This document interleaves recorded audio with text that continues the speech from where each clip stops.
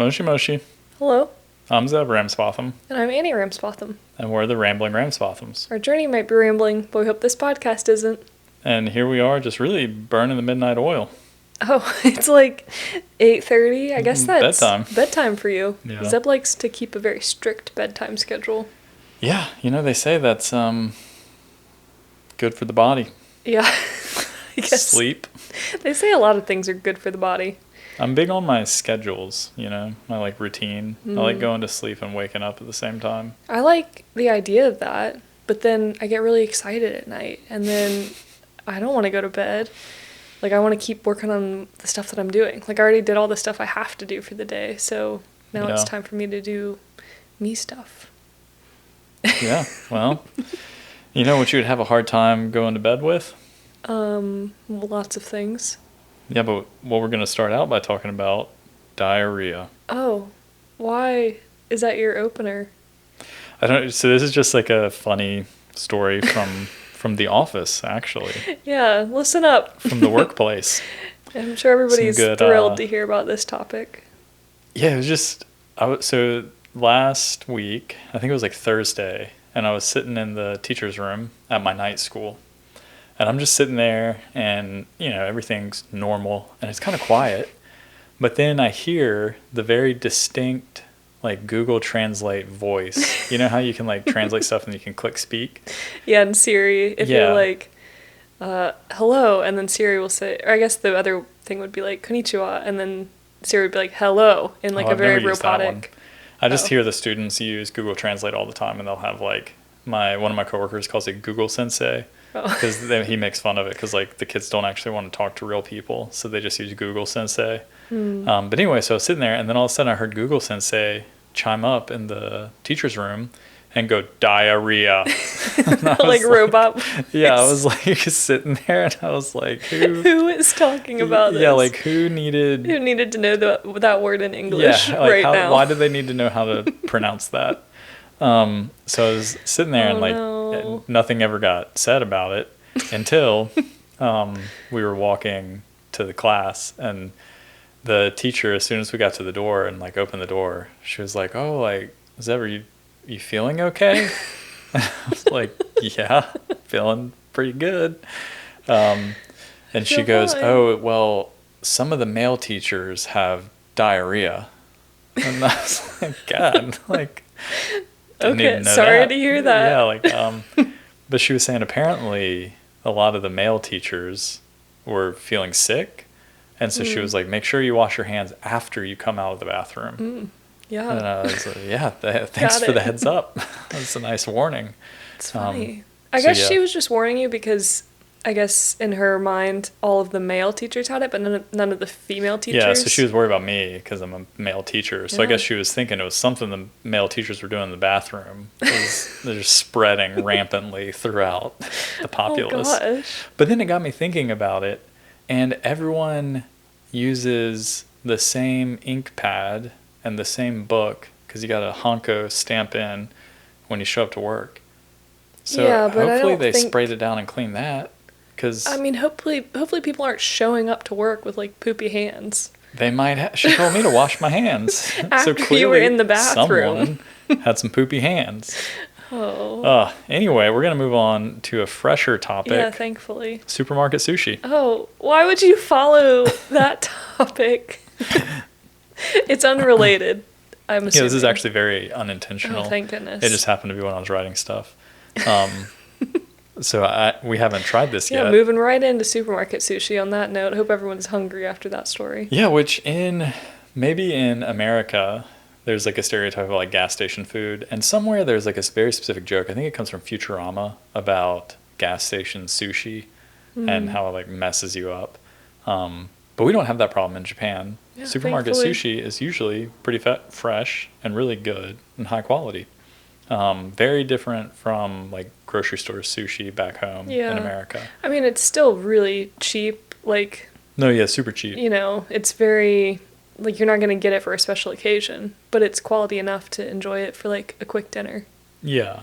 You might get it for a special occasion. If you sometimes I've seen they sell the platters, No. If you bought grocery store platter sushi for me for a fancy dinner instead of being like, let's go to a sushi restaurant. Really? That is not the same at all. You don't remember when we were in Toyama? Wait, you think that getting a grocery store platter of sushi is like comparable to going to a sushi restaurant?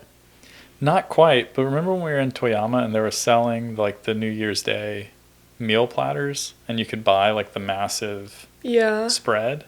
So some families buy it as kind of like a special occasion, like the family's at home, so you buy I guess a giant thing. And I've heard that Costco in Japan actually sells a sushi platter that's really good.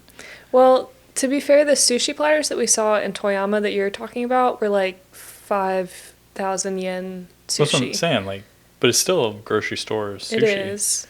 But I still think... But it's made by Japanese hands. Wow. I still think that the atmosphere and, like, the freshness of somebody No, I cutting would the rather sashimi be in and a then... restaurant. Yeah, but the quality, I think. Yeah, Either and way. the quality. But, you know, you can get closer because the news says to get your supermarket sushi to taste like sushi shop sushi, you to increase the quality. bring it home and you take the fish off and then you take the rice and you microwave the rice. And while you're microwaving the rice to get it like nice and hot, you take the sushi and you rinse it. And then you dab it off with like a paper towel. You probably don't want the rice hot. You want it warm too hot. Like it just came out of the rice warmer? Yeah. Maybe. So this is a coworker told me this. Not one that had diarrhea, but a different school. Yeah, you think he told you like the day before? He's like, I got this great trick for you to prolong the life of sushi. Yeah. No, but he unrelated. Told me this, and he said that he read it in the news, and apparently it's like a new trend. I mean, I do see I understand like some slightly more warm sushi, not hot sushi, but like warm rice is more appealing because it's not as cold and dry. Because mentally, I usually think of sushi as cold, but then I guess when we go to sushi restaurants, it is like the rice is warm. I think it's like body temperature. I don't think it's warm rice. Like there's no steam. Sometimes it's like no, but I'm saying warm. It's not like boiling. First you said like, hot. Well, you yeah, get it like, nice and hot. Yeah, you get it nice and hot in the microwave, and then it cools off, and then you slap your rinsed fish on there. Yeah, sounds delicious. It's supposed to make it taste more like sushi shop. Sushi. Yeah, maybe. I shouldn't be hating on it. I haven't tried it. I think we should. Maybe next episode we'll have gone to the grocery store. Yeah, to do a little taste test. Well, right now we're sitting under our little blankets in our room because we only have one heater in our apartment and it's not in this room. Yeah. And so we have these cozy little blankets. But we talked previously about kotatsu, which is what we should have. Oh my gosh, can you imagine if we had a kotatsu in this room? That would really improve the aesthetic. Right? Of our podcasting. And the comfort. Well, you can't really, anyone's listening can't see it or feel it, but it would just feel cozier. Yeah, maybe one day we could have like a kotatsu. The comfort would just come through our voices. Yeah. A kotatsu studio. Well, I was bringing this up because I don't have a kotatsu. I just have this blanket, which is nice. But you have a new kotatsu thing to tell me about. Last time we talked about... I don't think it was last week, but whenever we talked about kotatsu I think it was last week. You were telling me about the kotatsu train that's up in Tohoku. So last week, if you remember, Annie was talking about the kotatsu train. And if you missed it, you should go back and listen to it. But that would be like an interesting way to see the countryside. Yeah, tucked under your little heated table blanket. But it doesn't just stop at trains. Yeah, because coincidentally, I went to work. And that day I was reading the news like I usually do. And there was something called a kotatsu bune, which it's a boat with a kotatsu in the boat. And they're the boats that go down the rivers. They're like I don't know how to explain it, like a river boat. Like it's an open top. It almost looks like a really big canoe. Like a guy stands in the back with a pole and kind of pushes it along the river. Yeah, like the ones that you would see people in pictures of Venice, like pushing along with poles. Yeah, more similar to that. Push them along the river here too. Yeah. When you first told me about this, and before I looked on the website that you were saying like, oh, you could rent a seat on one of these boats, I was picturing a ferry, like a huge boat, and everybody gets a table, like a booth, just kind of the same thing as the train car. And I was like, I mean, that's a nice idea, but like, I could just sit in my kotatsu in my living room. But I don't need to sit in a ferry. No, but then when I saw the picture, and you're not in this like enclosed large ferry, you're in a cozy personal boat. Yeah, so it's That's so much better. You know what it is? It's open air. Yeah. It's the equivalent of when people used to drive around in their convertibles with the tops down in the winter, but you have the heat on blast. Yeah. Same thing. It's true. So you're just in the boat, but the kotatsu is keeping you nice and toasty, but that cold river air is hitting your upper body. But apparently it's like a very like popular Japanese pastime in the winter in some areas. Yeah, I was going to say, I don't know anyone that's done that, but yeah, I don't know if you like asked some of your friends, like maybe I could ask a coworker and they would know what this is. I don't know how like widespread, but I just happened to see it in an article and I went to work and it was just kind of talking about how it's wintertime and the kotatsu bune are out and you can go for a little river ride. And these are cool because some of them, it looked like you sit kind of in a row and you face forward and there are like multiple kotatsu. And then some I saw, there's one long like dinner table kotatsu that's like the whole boat and you sit facing each other. You could get the whole family on a boat and just be paddled around. That's like the ideal family vacation. You don't have to make any decisions because once you're in the boat, you're just going where the boatman's taking you. And then no one... Until what? A bit of an illness hits. Can you imagine? You cannot bring it back to this every time. A little bit of diarrhea underneath the kotatsu? No, I cannot imagine that. Sorry. It's just, I was thinking about it. You're like shattering the peaceful image. Sorry. And it would be even worse. You know why? Well, how could it be worse? The kotatsu bune, it's not an electric kotatsu. It's a real piece of charcoal stuck under there. Oh. So it's like really, I guess they put it in the cage, and then you put a nice piece of charcoal that's burning. Maybe this is dumb, but like, why? How do you not get your feet burned or like your clothes burned if there's a fire under the blanket? Well, it's not a fire. It's like a charcoal. It's like a hot charcoal. Yeah, like some hot coal is. It's not like, an active fire. I guess, yeah. So you know what it reminded me of? You know, in Pirates of the Caribbean. When Elizabeth Swann is going to bed at the very beginning of the first movie, and she's got the bed warmer, and they put the coals in the bed warmer and then shove it at the foot of the bed. Later, she smacks the pirate in the face with it, and all the coal falls out. I didn't remember that scene, but I always wanted one of those when I was little. See? I think it's like that style of thing. It's like a little metal box that's attached to the table, and they put coal in it. But still, I don't know how. I mean, I guess it's like an iron. You don't leave it in one spot for too long. You have to like move it around. But the reason I always wanted one when I was little is because my grandmother had her grandmother's hanging on the wall, and it was like too old and antique to use. I mean, I'm sure it still worked. Yeah, it's just a huge chunk of metal. Yeah, but Unless it was like rusty. Well, it was kind of ornate. It was like a very nicely designed one, I guess, and it was old. But I asked my parents one time, like, can we put that in my bed? Give it a try. And they were like, I don't think so. Yeah, it does seem pretty dangerous. Yeah. But you're on a boat, so the worst that happens, you just get in the river. Well, when you put it like that, no, it does sound really fun. Yeah, and I think it really sounds nice and pleasant too because, coal has like a nice smell to it. Yeah. And so you would get like, a pleasant... And you get all the nice outdoor river smells. Yeah, it's a full sensory experience. Unfortunately, so Annie and I are thinking about taking a trip to Kyushu. Well. And one of the popular places for kotatsu bune is in Fukuoka. There's the Yanagawa, the Yana River is down there, and they have these boats. Unfortunately, it looks like they end at the end of February. Like the last day of February is kind of the end of kotatsu boat season. And we would potentially be going in March, so I think we'd miss it. Oh, it's probably still cold in March, but yeah, maybe I think it's still cold, but it looks like on the calendar they're like, nope, it's February 29th, we're done. I guess. Welcome to spring. I don't know how you're supposed to say Yanagawa, but the way that you said it sounded really North Carolinian. Yanagawa? We're going to Yanagawa.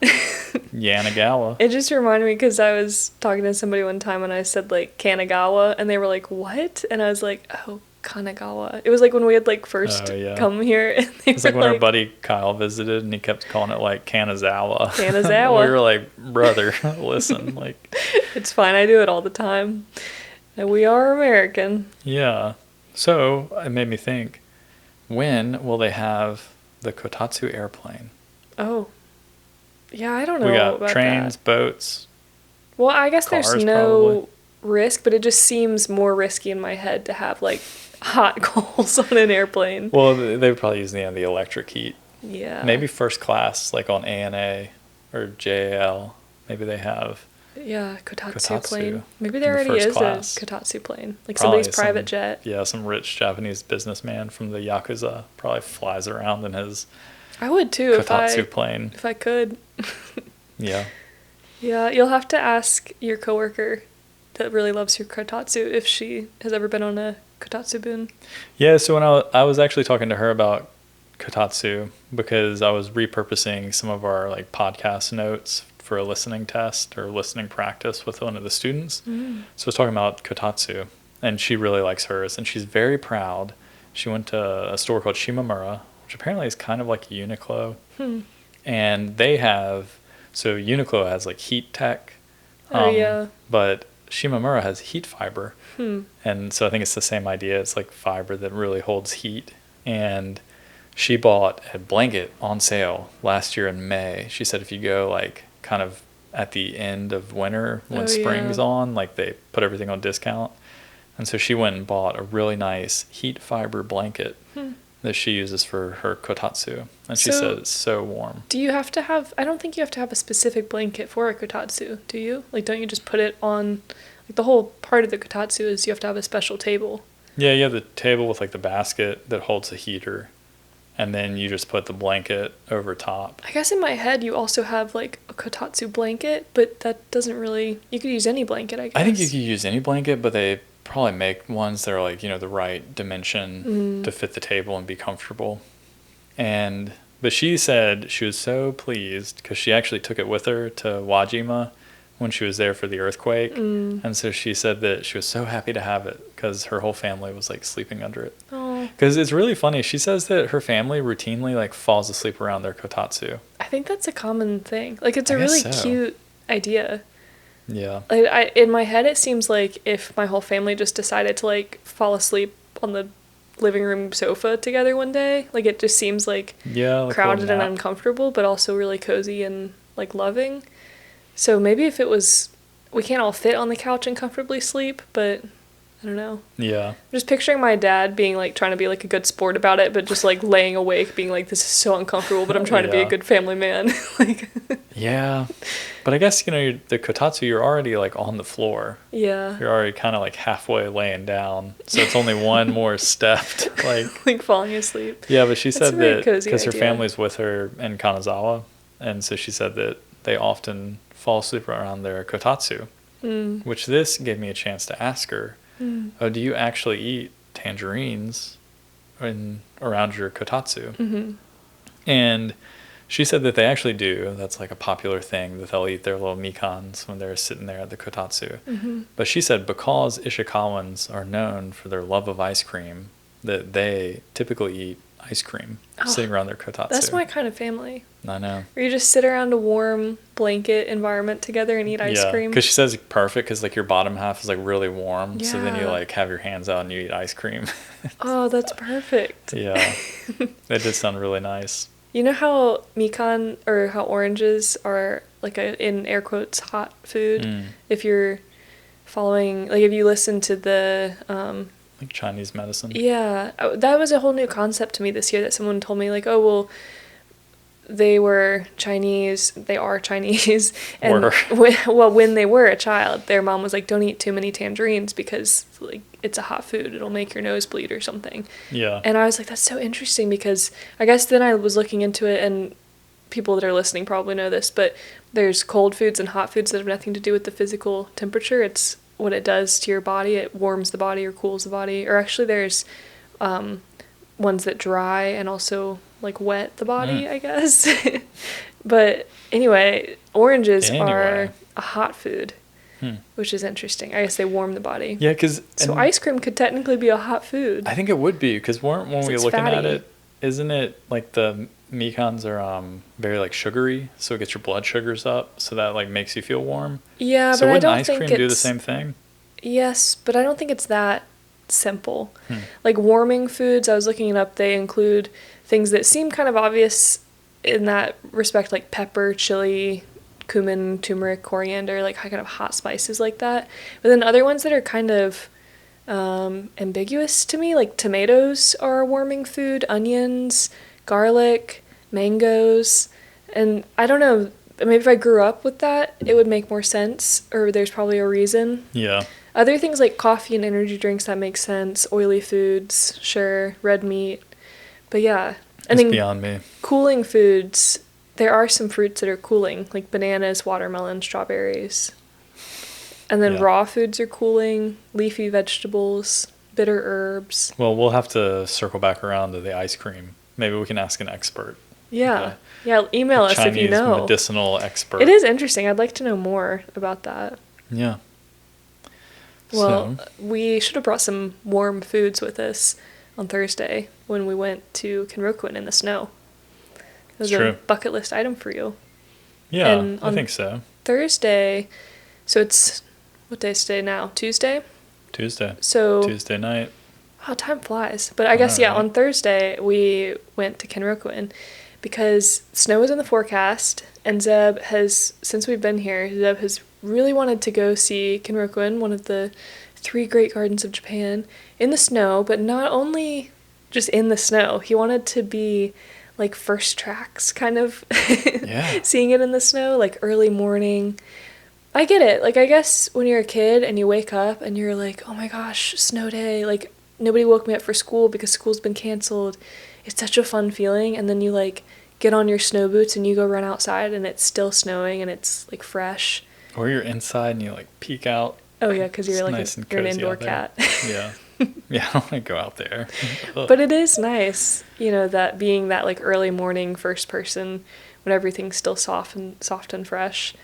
Yeah, so there are a few reasons. Like, one, that is part of it, that it's like everything feels a bit more like crisp and pristine because maybe overnight some snow fell, and so there haven't been like a lot of people there to kind of really muck up the snow, Yeah. And also a secondary benefit was like getting to see the sunrise, because I was trying to think about it. I don't know if there are many opportunities to see the sun set at Kenrokuen. You can see the sunrise if you go early. You don't think? Oh, does the park close before? It closes at like 5 or 6. Oh yeah. So maybe in the winter you could see the sunset. Yeah. But yeah, so it's just kind of nice to be able to see the sunrise. And I had been told this by a coworker and he had actually told me that he thought it was just for like Ishikawans, for people that lived here, which would be okay, of course, because we do live here and we have like our we have our membership cards. We can prove it. But it's actually for everybody. So this is a hot tip if you're ever coming to Kanazawa and you're a morning person. But it's free in the morning for an hour and 45 minutes before it opens. So, for example, when we went, the opening time was, I think, 8 a.m. 8 a.m. So you were allowed to be in the garden from 6 until 7:45. For free, which is nice, and that's like the ideal time. I know. That's the latest early time. Yeah, in the summer it's like 4 to like 5:45. Yeah. Sometimes it's not so bad, like in the shoulder seasons, which are honestly beautiful times to visit because spring and fall. But when it opens at 7, you have from 5 to 6:45, which is fine, like very early, but like okay. But I just can't imagine myself being like, all right, it's 4 a.m. I'm like ready to be at Kenrokuen. I think it is predominantly for like elderly people that live in the area, and they probably incorporate, Kenrokuen as part of their daily walk. Yeah. So I think that's really what it's for. But you can take advantage of it if you're visiting, and it is really cheap to go to the garden. It's only 320 yen for adults and 160 yen for kids. It's like well worth the entry fee. Yeah, I've probably mentioned this before, but Kenrokuen's one of the attractions that I will always feel good about paying to go into because I always feel like I get my money's worth. And it's the only attraction in Kanazawa that I've been to more than probably like 4 or 5 times and paid. But I can see how if you were like truly local, like we're local in air quotes, like we still had to take a 20-minute journey to get there by train and then walk there. Yeah. But if you truly, like if you were just out for your morning walk every day, that would kind of add up price-wise. Like if you paid $320 every day. So it's just don't walk in the garden. Well, it's really nice. It's nice that they offer that for local people. I think it is really cool. And also because I was thinking about the poor security guard that has to get there. Oh. And so he's there 2 hours before the garden opens just to... I was surprised he was there. Monitor. Yeah. Anyway, so that's kind of like, that's what sparked the idea of going super early in the morning, is when I realized, you can kind of like go in before the garden technically opens. Yeah, like secret time. Yeah, a little secret time. Yeah. So that's what gave me the idea. So, and then last year there was this crazy snowstorm and we didn't go. And so after that, I didn't like have like a real regret, but I kind of have been thinking like, well, what if that was the prime time to go and we missed it? So I've been keeping my eye out on the forecast. And this winter, we really haven't gotten nearly as much snow as we got last year. So once it's like late January now, I started to get a little worried. Because in February is like the month where it kind of starts warming up. Like everything's been getting colder into January. And then February, you're kind of starting to like get out of it a little bit. So yeah, I started getting nervous. I was like, what if we missed it? Well, and then it did snow. And we had planned to go like the next day or whatever. Yeah, so the forecast was snow on Tuesday, Wednesday, and Thursday. Well, it snowed, and then we were like, oh, it's coming. And then by the time you were home from work, it had stopped snowing, and then the next morning, the snow was kind of melting. So at that point, we were planning to be there the next morning, and I was like, I don't know. Like, I was pretty Annie was very pessimistic. Negative. Yeah. But I didn't want to get there and you to be disappointed. I wasn't. I was feeling confident because on Tuesday night, so on Tuesday, the forecast was like snow all day, and we were sitting out here in Uchinada, and it's not snowing at all. And this is the night that I had to go to my night school, and thankfully didn't get sick. So I went to my night school, and when I came like out of the station in Kanazawa, it was like snow in the streets. And then I got on the bus and I took it to my night school, and it was like a blizzard. There was like full on like lightning and snow, and everything was blowing around, and the parking lots were filling up. And so I was sending pictures to Annie, and Annie was like, it's not even like, it's like drizzling here. There was nothing here. Yeah, so I was only, I don't know, like 10 miles away maybe, and it was like a blizzard. So I was pretty optimistic. And then Wednesday, we woke up here in Uchinada with like a light dusting of snow. So I thought, well, surely it must have snowed even more in Kanazawa. Well, Zeb was clearly like really thinking about this, so. Yeah, it was a big plan, because then, of course, I didn't have class again until the evening on Thursday. So I had the morning off. So it was like a nice window. We had like a couple days of snow. So hopefully on the third day. It was ideal. It was like perfect because you had the night class. You taught night classes on that really snowy day. Yeah, so that's why I was like, this is the prime time, we got to go. And so we got over there into Kanazawa, and there was a lot of snow. Yeah. And then we got to Kenrokuen, and there was a lot of snow.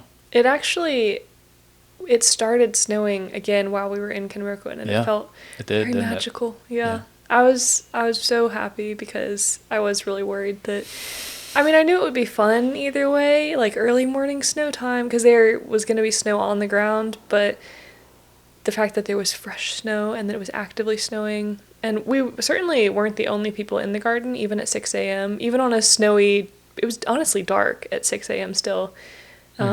It was still like really dark. And we weren't the only people. But there's one old lady, she walked by and gave us like the nice Ohayo gozaimasu. Yeah. And we do have some audio from the day, so we had our microphones. So I'll put in a little bit of audio from the day.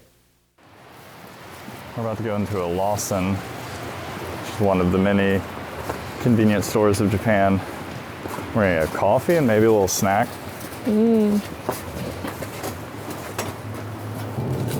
Maybe I'll and a get coffee. a cheese steamed bun. Sounds good too. And 2, I guess, small coffees. Smalls. 2つコーヒー。はい。small S。は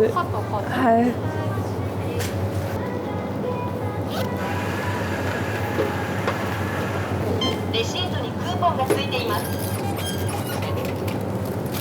大丈夫です。ありがとうございます。The wind is cold. The wind is cold. No, I just said the same thing.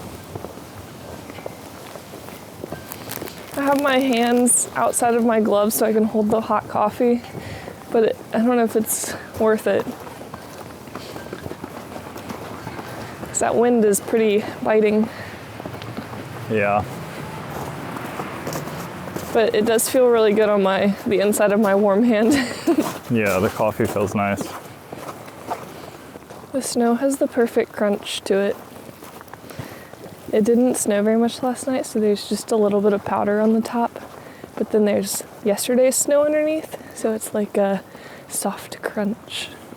I bet the crows of Kanazawa have a good life. I bet the crows of any city have a pretty good life. Yeah, but Kanazawa has a lot of, I'm gonna put this in your backpack. unique places to fly around. To be a crow. Yeah. I got all my accoutrements. Let me, I gotta put my little spoon up. we got a lot going on here. Got bowls, spoons, cameras, coffees. Yeah, we look crazy. Uh-oh. You look crazy by association. Yeah, well, yeah, I guess so. Time is 7:45. Oh, I see. I'm back. はい。わかります。ありがとう。 No money. ありがとうございます。 We must have slight miscommunication, but we're good. I thought he was saying that free time didn't start until 7:45, Yeah, me too.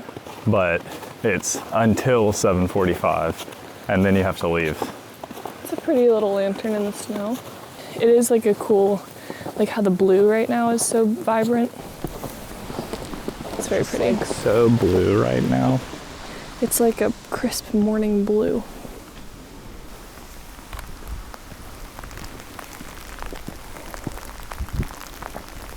Wow, Really coming down. it's fun. Look at us. A little snowstorm out here. Yeah, this is great. Very unexpected. I thought all the snow had already happened last night. Yeah, Annie was not, I was pessimistic about the snow. yeah. It's very wintry back here. Yeah. It's nice to see the snow covering the branches still. There's like an inch on top of the branches. So it looks like really fresh still. Yeah. Especially And in this region in This particular. region of the park that we've ventured to. Yeah, isn't this Our the, expedition.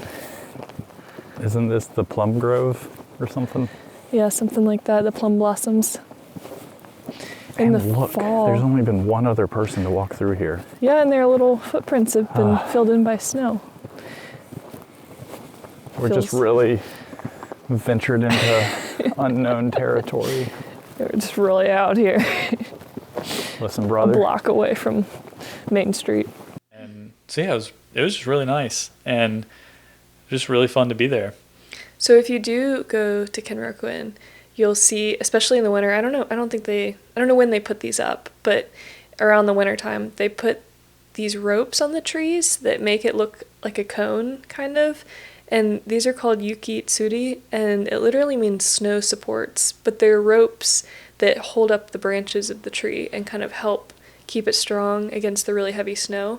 Because Kanazawa, well, the whole Ishikawa area, not the whole Ishikawa area, but this area. Like the Hokuriku region. Yeah, it gets a lot of wet, heavy snow, and it hovers around freezing, but it doesn't get that cold. But we get a ton of precipitation, so because of that, there's a ton of just dense, heavy snow, and it is very heavy on the branches, of course. Yeah. And so that's part of like the attraction, and apparently that's kind of like a bit special to Kenrokuen and Ishikawa. And I think they start putting them up in like November, like late November, you see people starting to put them up. And what it is kind of like a pole that runs up the tree, and then they tie ropes from the top of the pole down to the branches. Like out in a cone shape, kind of. Yeah, and so it's really pretty, and so It's very unique, like when you see it in the garden. But it's not specific to the garden only. Of course, they do it in the garden because it's a very special garden. They take care of the plants there. But my friend, for example, she has to like call the Yukitsuri people to come out to her personal like yard and to support her trees in her yard. Yeah, there's a really big kind of like gardening culture. It's funny because in America, in a lot of places, especially, the suburbs, there's a very big like lawn culture where you really take care of your grass. But in Japan, they have, the little gardens at home, and there's a really big culture about taking care of those. And there will be certain times of the year where you'll see, almost everyone will have some dude with loppers in their yard, and they like all like go around all the houses in the neighborhood and like prune all the trees and make them look fresh. I know that this area is not the only place in the world that gets a lot of heavy snow in that kind of thick way. So I wonder what other places do to protect the trees, or if they just don't and the branches like rarely snap. I don't know. Yeah. Let me know if you have maybe another tree place supports. in Japan. Yeah, they do this, but it's like supposed to be known. I just meant other places in the world. Oh yeah, I know some places do the thing where they like wrap the trees up. Have you ever seen that? No, like a little gift. Well, they kind of look like a mummy or like a body bag or something. They're all wrapped. I like this because it's still pretty. Like you can still see the tree. Yeah. But it's supported. So did you think it was worth it to go in the morning? Yeah, I did. I'm just so relieved that it was what you expected. You act like I was going to have like a problem. I don't. Like, you weren't going to be dramatic. I just would have been sad for you because you were so excited about it. And it's like Christmas Day. Yeah, like, what if you didn't get your gifts from Santa that you wanted, would have had a problem.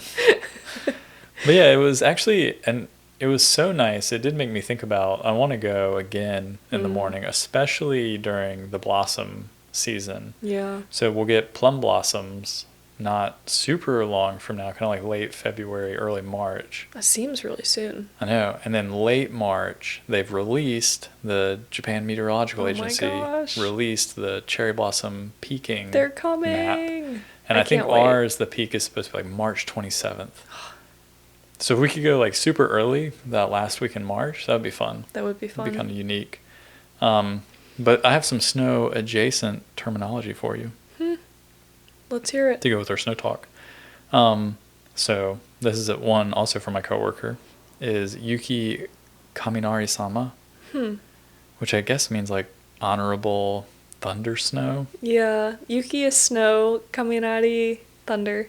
Sama is what you would end someone's name with in a very honorable way, like more than just san. You don't really say sama unless it's a store clerk talking to a customer. Yeah, or if you're like a guest on like the Shinkansen, sometimes the announcements will say like Okiakusama. Like if you're a paying customer though. Yeah, but it's like very formal, but that's what she calls like the thunder snow. Yeah, that makes sense. Because that's what you would call kami-sama for gods. Yeah, so I think like she's kind of like personifying it. That's really cute. Yeah, and we've talked about it before, but it's a super rare weather phenomenon. But it's very common on the Sea of Japan coast. It's also common on Norway's coast and Mount Everest. That's interesting. Yeah. But did you know from 1981 to 2010, Kanazawa averaged 42.4 days with lightning per year? That's a lot of electricity in the air. Yeah, and most of those, or many of them, were in the winter. And by comparison, Tokyo had 12. Yeah, that is pretty wild. The first time that there was thunder snow, I was like, oh my gosh, something is happening outside. Like, this is like apocalyptic because it rumbles through the air. Yeah, it feels super dramatic. Yeah. And then the way like the lightning kind of like reflects through the snow, it looks very like dramatic. Yuki Kaminari-sama. Yeah, that's what she said. Like when we were in school on Tuesday night, it was like a lot of thunder snow, and we're just like standing in the classroom, and every time she was like, "Ooh," she would get a little like, "Ah." Oh yeah, it is spooky. Yeah, but then I also recently learned Yuki Okoshi, and then also Yami no Okoshi. Yami no? Yami no Okoshi. Okay, Yami what's that? No Okoshi. So Yuki Okoshi is thunder before snow falls.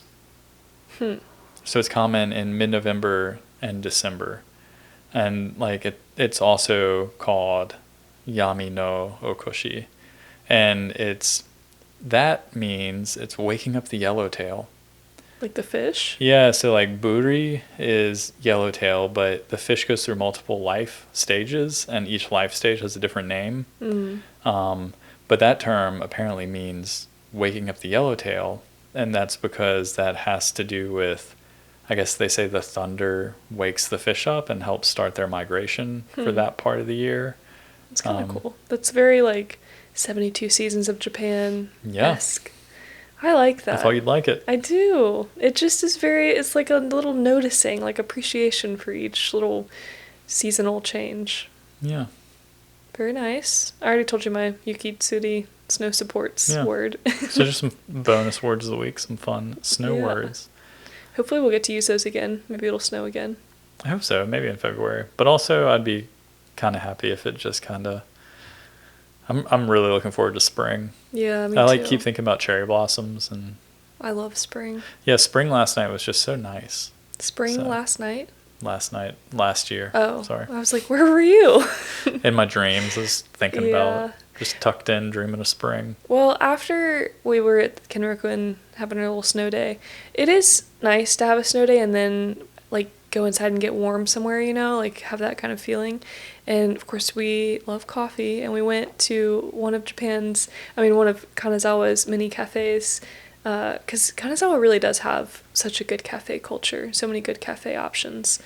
But we went to Curio Coffee, which is by the station. I'm just shouting them out because the owners are friends of ours that are really kind people and make really good coffee if you go to Kanazawa. They do, and they're one of the few cafes that actually opens early. Yeah, that's their thing. They open at 8 a.m. They're closed at 3. I think the only place that opens earlier than them is Starbucks. Yeah, and why would you go to Starbucks when you could go to a local coffee shop? That's what I'm saying, but most cafes open at like 10 or 11. Yeah, it's true. So yeah, you should go to Curio if you're in Kanazawa. But we went there to kind of warm up and have something hot to drink afterwards, and we were talking to our friends there, and I forget how we got onto this topic, but we were talking about superstitions in Japan, and I thought it would be interesting to share, because the example they had, so our friend was saying that his wife puts money in the wallet where the head, you know how a bill will have a person on it? Mm-hmm. So the head on the bill faces down into the wallet, and apparently that's so that it's harder for like the money to get out, harder for the person in the wallet to... So they're like stuck in there. Climb out of the wallet or whatever. So it's supposed to save your money and be a superstition to keep it safe in your wallet. And I thought that was pretty funny. So then I was looking up other superstitions in Japan. And have you ever heard that you're not supposed to cut your fingernails at night? No, I haven't. Yeah, it's dramatic. It brings death closer, actually.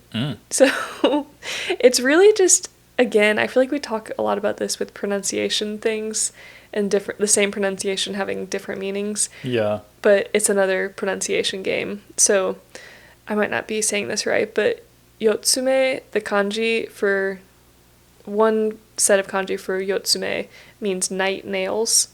And it's the same pronunciation for different 3 kanji, which mean reaching the end of one's life. Yotsume also. So when you just say it and you don't have the kanji out, you don't know which one you're saying. Yeah. It's the same reason that 4 is the is the number that's bad luck in Japan, because the pronunciation for 4 can also sound like death. Yeah. So yeah. There's a lot of those. So another one, breaking a comb. Apparently that's kind of like breaking a mirror. And I don't know how many countries have the breaking a mirror being bad luck, but definitely in America I remember people saying like, oh, if you break a mirror, it's 7 years of bad luck. Remember that? That seems like drastic, because it's so much easier, I'd imagine, to break a comb. Breaking a mirror is kind of hard. Yeah. Like, you kind of have to mess up if you break a mirror. But if you break a comb, like, I feel like you can just be combing your hair and they snap because they get old. I guess if you were using, like, an old comb where it was wood or bone or shell or something, like a really nice comb, that would be a pretty big deal to break a comb. So I would just stop using it once it got a certain age. Like, after a few uses, I'd be like, all right, I need a new comb because this one's probably getting fragile. Maybe you're, like, telling your kids, like, oh, be very gentle when you brush your hair because... I don't know. I used to be really scared of breaking a mirror because I thought, like, I would literally, like, 7 years. I mean, it still sounds like a long time. But when you're an 8-year-old kid, you're like, that's my entire life. Like, Yeah. So another one is whistling at night attracts snakes. So don't do that. Unless you like snakes. I don't know. But snakes don't have ears.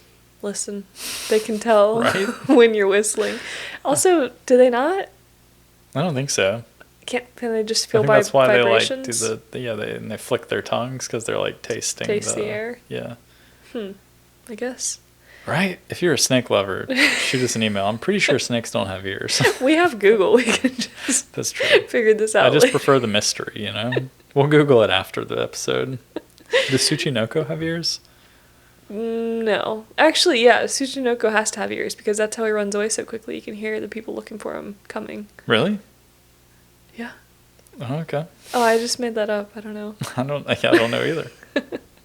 Anyway, what about spiders? You got spiders down here. Yeah, so Kumo is actually the same pronunciation for cloud. So cloud and bear, Kuma is bear and Kumo is cloud. And it always messes me up. And then I learned that Kumo is also spider. Anyway, if you find a spider in your house in the morning, it's good luck. And you should never kill it. But if you find it at night, then you have to kill it because then they're the workers of demons. So, Dang. I know. What Poor a rough spiders. life. Yeah. That's all I have. There's lots of other. Why are the morning spiders good don't guys and the night spiders are these agents of the demon? I don't know. Those poor guys got a bad I know, rap. I feel bad for them. It's kind of like women at night.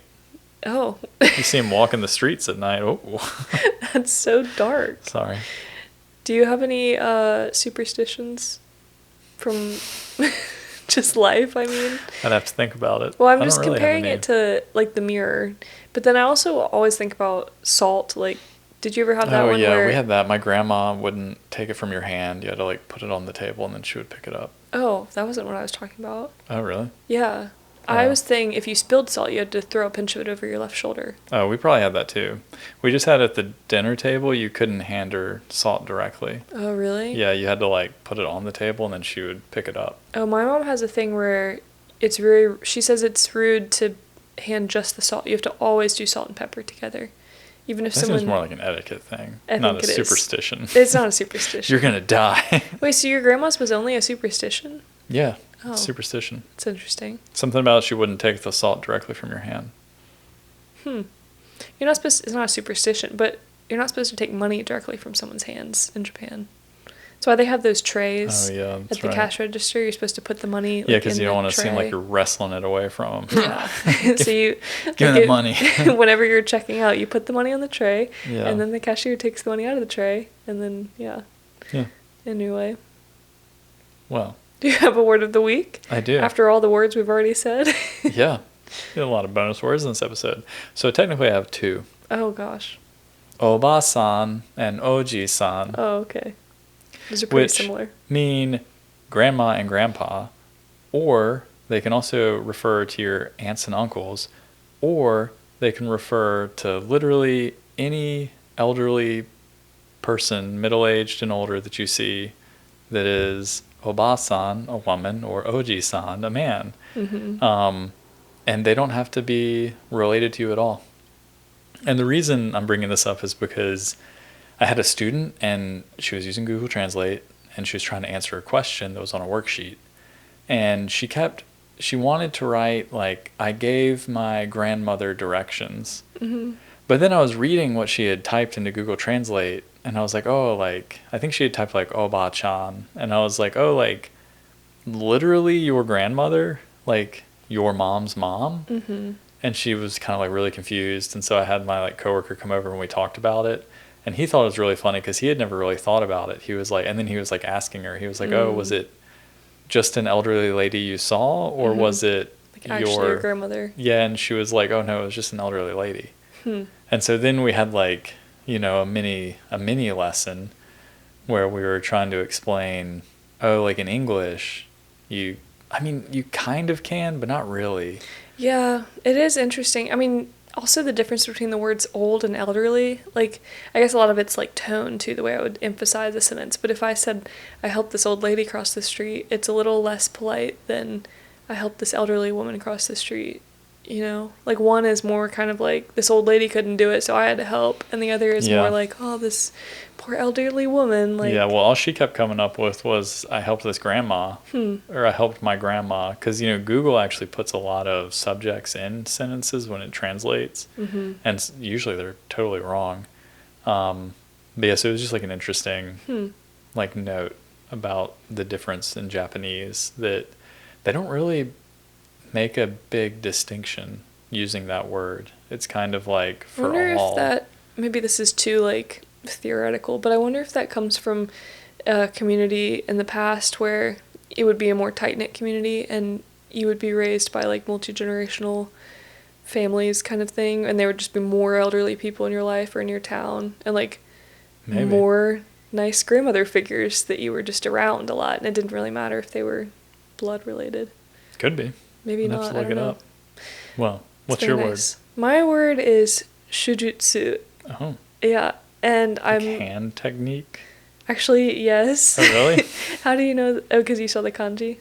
Well, yeah, but also I know jutsu is technique, but yeah, I can see the kanji looks like hand.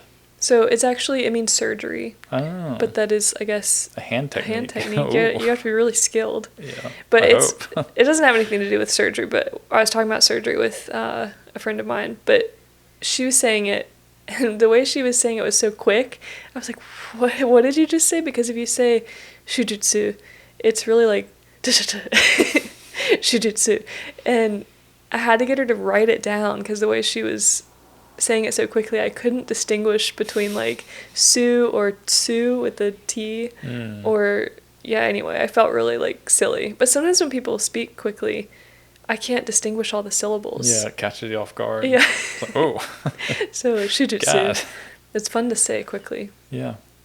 But that means surgery. It's fun. And often Oba-san and Oji-san needs a little bit of shujutsu. I mean, I guess if you want to connect the words. Yeah, I'm just trying to draw a thread through it. They sometimes have diarrhea. Oh my gosh. Sorry. This is really bringing it back full circle. Yeah, we really should end it now. Yeah, sorry. Okay.